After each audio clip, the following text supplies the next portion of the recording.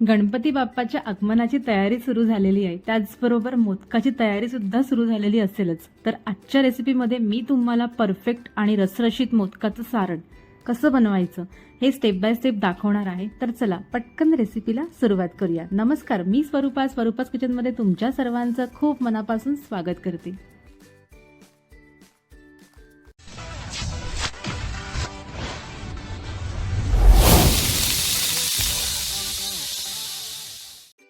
आता सर्वात पहिले आपल्याला सारण करून घ्यायचे. त्याकरता इथे मी घालते 2 चमचे तूप.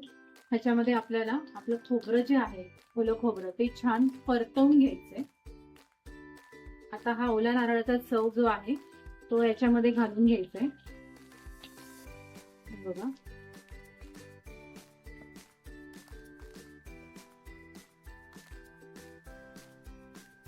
आता हे आपल्याला सर्व साईडने असं मस्त छान परतवून घ्यायचंय, जेणेकरून आपलं तूप आणि खोबरं जे आहे ते मस्त छान असं एकजीव झालं पाहिजे.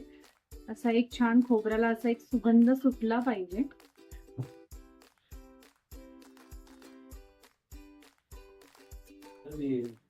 हे बघा, आता आपलं खोबरं छान मस्त परतवून झालेलं आहे. आता त्याच्यामध्ये आपण घालूया गूळ. हा गूळ मी ग्रेट करून घेतलेला आहे. तर हा सर्व असा पसरवून घ्यायचा आहे. त्यानंतर तुम्हाला मिक्स करायचंय आणि तुम्हाला जेवढं गोड पाहिजे ना त्यानुसार तुम्ही याच्यामध्ये गूळ घालायचंय. मी याचे सगळे मेजरमेंट जे आहेत ते डिस्क्रिप्शन बॉक्समध्ये दिलेले आहेत.